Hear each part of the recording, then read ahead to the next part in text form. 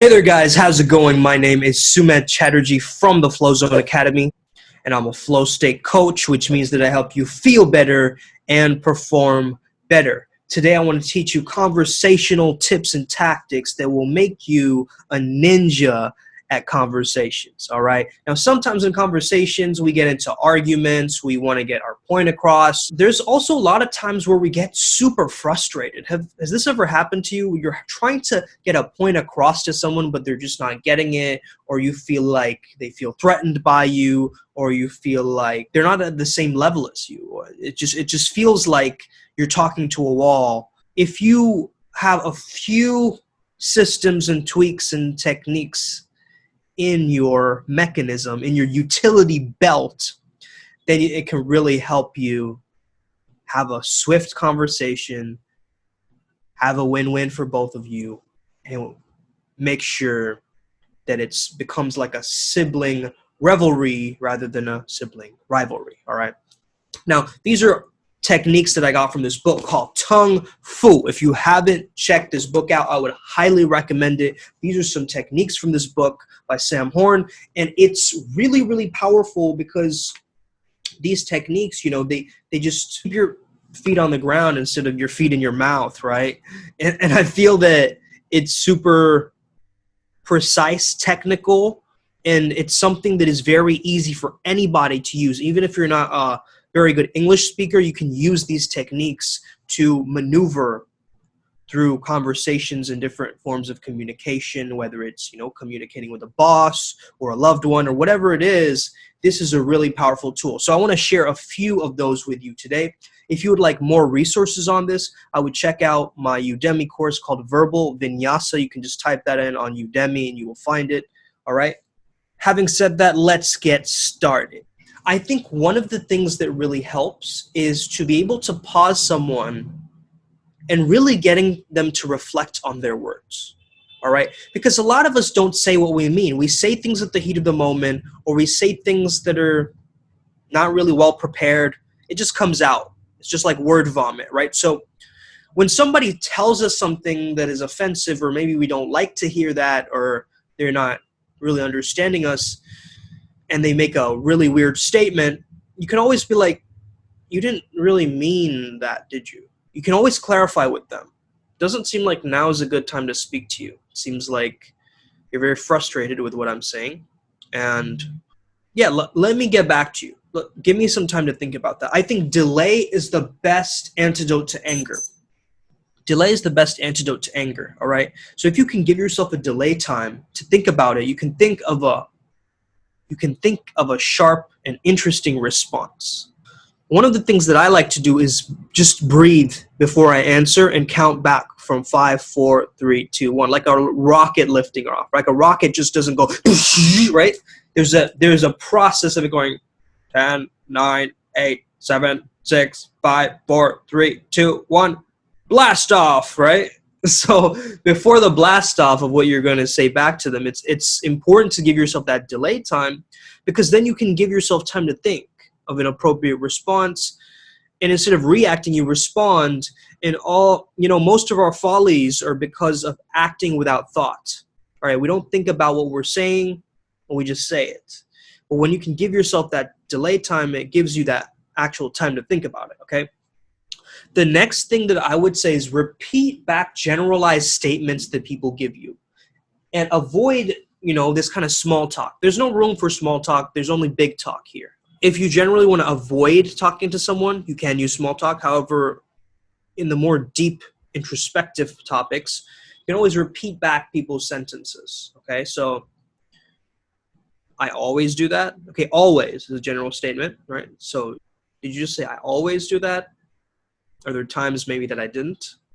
Can you think of a time where maybe you were surprised by a different outcome from me, right? You're getting them to think of an alternative perspective, because what they've said is you never show up on time, right? I never. I'm sure you can think of a couple of times that I have. Are you sure you meant never? They'll be like, no, you know what I mean. No, I don't know what you mean. I actually need you to clarify that. Now that might annoy certain people, but it's also a very effective technique I've noticed. Also, non-answers are powerful. Indeed. Let's see. Watch me. Let's see. I love that one. Let's see. Watch me. Right? What are you going to do for your future then? Watch me. This is perfect. I love that response. It's just so perfect. Also, just simply forgiving. I don't necessarily, I like to hold on to grudges, and the thing is, so I'm paraphrasing this quote from Gandhi, but basically he says, the weak can never forgive. Okay, forgiveness is a trait of the strong. So ask yourself, why are they being so difficult in the first place, right? Hurt people hurt people. Once you notice that this is an attribute of strength as you're forgiving, forgiveness is a gift to yourself, right? So if you're being patient in one moment of anger, it's going to save you 100 days of sorrow, right? So instead of thinking and getting annoyed by the situation, like, why don't these people hurry up? You could always switch it towards empathy. It's not about putting them in their place, but it's about putting yourself in their place, right? Instead of saying, why don't they hurry up? Like, let's say it's a crowded movie theater and you're getting really annoyed. Why don't all these people hurry up? You could always think like, man, what if I were to feel like I was handling a crowd of this size? Man, that'd be pretty difficult. They're doing pretty well on that account. They seem to be managing it. They're a little bit stressed out and frustrated. And so what can you do in this situation? You want to mock them and be like, hey, hurry it up, buddy. Or you want to go over there and say, hey, I really want to appreciate you. I know it's really stressful. There's so many people in this movie theater, but you guys are managing it as well as you can. So I want to thank you for being so patient. Of like, why don't you hurry up? I've been waiting for my popcorn for 1,200. Just smile, just be like, I'll have some popcorn, please. Right, hold your tongue. I'll have some popcorn, please. Thank you. This is so powerful, okay? So powerful. We don't actually see how powerful this is until we are in such a frustrating moment that boils our blood. And then we notice as we practice that restraint, that holding in, that captivating and burning the flame, it's like noticing that you have this strength with your words to start a wildfire, but you were at that moment conserving that energy so that it's like a hot coal, right? That passion, that anger is like a hot coal. So you're just holding it in, captivating it, okay? It's like you're not evolving into the most highest level of Pokemon for them. You're going back to Pikachu, right? You're going back to square one a little bit, just showing I'm watering myself down. All right, I'm holding myself back. I know. Also, you want to search for friends that help you in certain moments with comebacks. If you have this ability to find the people that are there with you and in your tribe, they're going to fight for you. Okay, so let's say someone leaves a weird comment. You could always have certain people, they're going to see that comment and they'll be like, this isn't correct about so-and-so. I'm going to fight back for them. Let's say someone's making fun of your last name, right? Someone else, a friend of yours, might come in and be like, that's his name, please wear it out. All right. It's kind of sarcastic and a little bit condescending, right? However, it's just so it's like delivery of, if you knew, right, you were an animal, you wouldn't ever second guess whether you were the animal, right? So if you are, let's say, a monkey, you're not gonna be like, am I gonna be a monkey today? I guess so, maybe, perhaps I'm gonna be a monkey. Oh, I wonder what those giraffes are doing, right? No, you're not thinking that. You're just like, give me banana, right? You're always focusing on like what you want, right? And once you can focus on the true desire and the intent of what you want, rather than getting bogged down by what the other animals in the jungle are doing, right? It's like a walrus is just playing in their own environment. You're not going to go over there as a monkey and start disturbing them and throwing bananas at their head. You don't need to.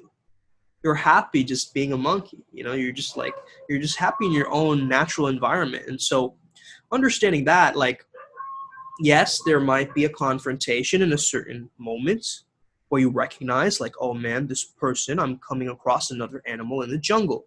Now, how do I handle this? Well, you you have a connection with the other animals in the jungle. You have a set of friends that are going to back you and help you with the comebacks. Like the other monkeys are going to back you up, right? So you don't always have to go with the pack, right? In that sense. So let's give an example. Let's say that you had a baby and then suddenly a second baby comes as well. And someone's making a weird, tactless comment about like, I thought you already had a kid, right? Instead of being like a scolding board, you want to be a sounding board to what they're saying. All right? So a sounding board is like creating an echo chamber, realizing the truth of what they're actually saying. All right? So once you can create this echo chamber effect, it's going to be super powerful. I thought you already had a kid. There were still leftovers. All right? So it's a funny thing to say, right? In the moment. So you're using humor to reflect back to someone instead of escalating the argument with your words even more. Like, what do you mean? You're so disrespectful, blah, blah, blah, right? Instead of that, you want to when you say take the high road, right? It's not even it's on the highway, right? It's not on the road over here. So you're elevating yourself. You're going beyond and looking at it from a different perspective. So let's say that someone says, you never give me attention. You could either respond like, babies need attention. Don't be silly. I'm not going to give you attention. Right? It's kind of a rude way to respond. Or you could say, be a sounding board, right? Be a hologram for them. So it seems that you wish that we could spend more time together like we used to. Is that what you mean? When you said that, what was your intention of saying that? Right? And then they could be like, yeah, it's just, you never pay attention. And then you'll notice the tone going down slowly, right? Also, I love this one, okay? Thank people for complaining. Oh, I love this one, man. This is ninja stuff that I'm giving you, okay? Thank people for complaining. Thank you. I'm so grateful for the fact you care so much about this issue, that you seem very frustrated by, but I understand that you go through a lot.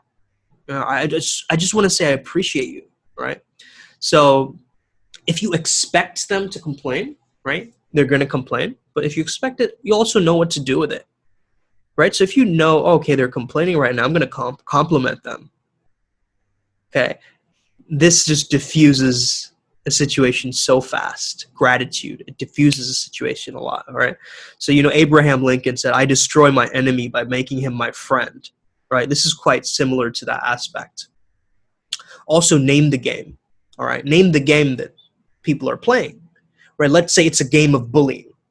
If you can spot it in them, like, I understand you want a reaction from me. That's why you're doing this, right? The bully's going to be like, what the hell are you talking? I don't care about, they're going to go the other way, right? Spot the game, name the game that they're playing, right? So let's say, for instance, you're a woman, you're the only woman on a job in a group full of men in the workplace, right? And it's a boys' club, let's say, right? All the guys are making snarky comments, jokes, sexist jokes, right? All this kind of stuff.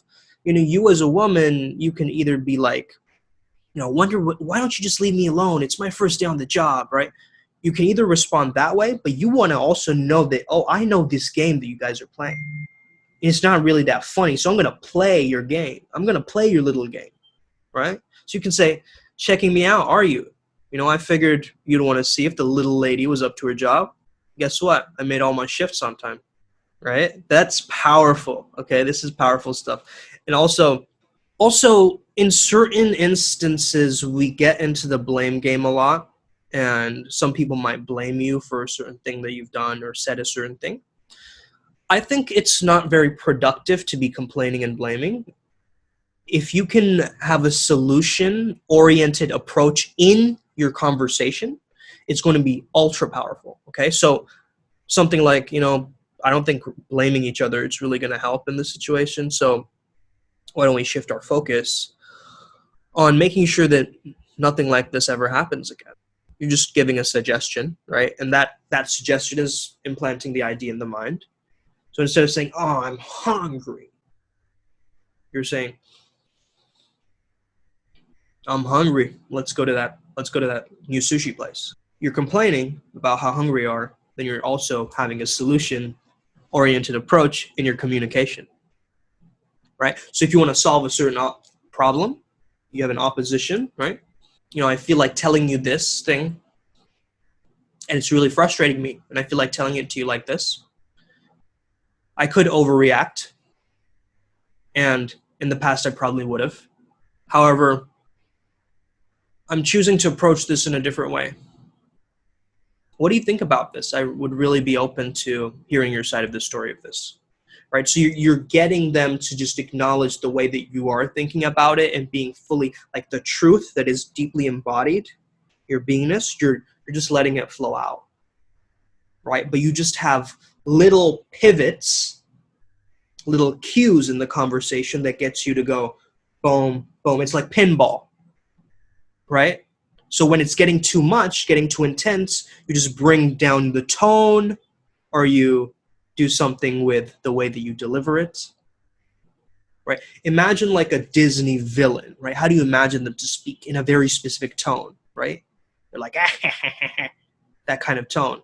You never imagine a prince speaking like that, right? Imagine a prince of a Disney cartoon being like, that's weird. It's like, what is this guy do? Like, they're not playing the character, right? So if you know yourself to be that prince, you're going to be elevated in your communication style as well, right? So you're not going to do little petty things and try to, you know, go around in the conversation and try to use sly tactics. You're just going to speak and express your truth, but just use little moments of pivots and little cues that keep you on the track of the conversation,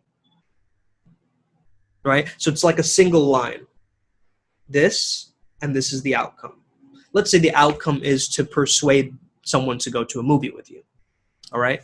Now it's a straight line, but the moment you start going, whoa, not linear, the moment you start going here, over here, you're not in the straight line, right? So the moment you veer off of a conversation, you go somewhere random, you can always slowly bring it back until it's like, you know, just A to B. So, you know, I understand you could say something like, you know, I understand you don't want to watch this movie, and I'm not saying we have to go today. But, you know, I've heard pretty good things about it. Like, there's great reviews on it, and I feel like, wouldn't it be nice if we could spend some time together just watching a movie, right? So you're giving a hypothetical situation, but that's still implanting, like Inception, still implanting the idea into their minds, right? You're saying, wouldn't it be nice, hypothetically, if it wasn't about the money? Wouldn't you rather, right? So you're putting it into, you're just getting them to think about it. That's a powerful technique. I got this from one of my mentors as well, who's related to one of my other mentors, Vince Calvin and Joe Nicasio. Shout out to you guys. Also, just make sure you get this book, right? Because it's super powerful, and just check it out. You know, it's going to help you a lot in your communication style. Also, check out Verbal Vinyasa. If you have any questions for me, you know, DM me. I make videos like this daily, so I hope you find value in them. If you do, share them with somebody. All right, have an amazing day. May the flow be with you, and stay legend.